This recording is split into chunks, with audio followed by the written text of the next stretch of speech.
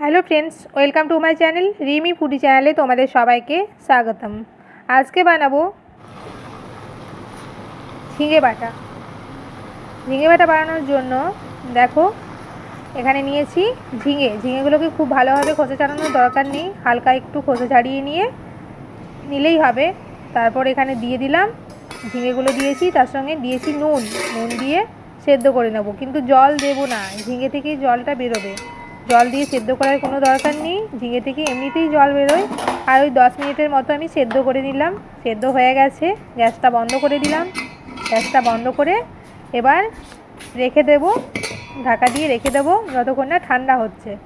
এবার এই ঝিঙেগুলোকে ঠান্ডা হতে দিলাম। দেখো ঠান্ডা হয়ে গেছে। ঠান্ডা হয়ে যাওয়ার পর এটাকে ঝিঙেগুলোর থেকে জলটা আমি খুব ভালোভাবে বার করে নেব।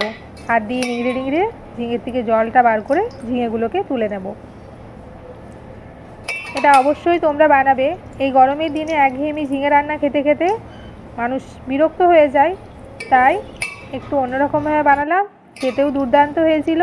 তোমরা অবশ্যই একবার ট্রাই করবে, খুব ভালো হয় খেতে।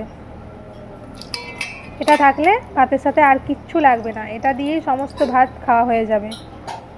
আমি এখানে নিয়েছিলাম 250 গ্রাম ঝিঙের পরিমাণটা যেমন নেবে সেই অনুযায়ী তোমাকে বাকি জিনিসগুলোও দিতে হবে। খুব ভালোভাবে ঝিঙেগুলোকে থেকে জলটা ঝরিয়ে আমি তুলে নিয়েছি ঝিঙেগুলো। এবার চলে এলাম শিলনোড়ায়। শিলের মধ্যে বাটবো। মিক্সিতে বাটলে এটা থেকে জল কেটে যাওয়ার সম্ভাবনা থাকে, তো আমি ওই জন্য শিলনোড়াতেই বেটে নিলাম। শিলের মধ্যে দিলাম ঝিঙেগুলো, দিলাম পোস্ত। তোমরা চাইলে পোস্তটা পরে অ্যাড করতে পারো। আমি অল্প অল্প করে ঝিঙে আর অল্প করে পোস্ত বেটে নিয়েছি। একসঙ্গে পুরো ঝিঙাটা বাটা যাবে না, অল্প অল্প করে বেটে নিচ্ছি। পোস্তটাও অল্প অল্প করে অ্যাড করেছি। তোমরা চাইলে পুরো ঝিঙের একটা স্মুদি পেস্ট তৈরি করে নিতে পারো, তারপর পোস্তটা অ্যাড করতে পারো। পোস্তটা কিন্তু একসাথেই বেটেই নিতে হবে, কিন্তু আলাদা করে করলেও কিন্তু বেটেই একসাথেই করতে হবে, শিলের মধ্যেই যা করার করতে হবে।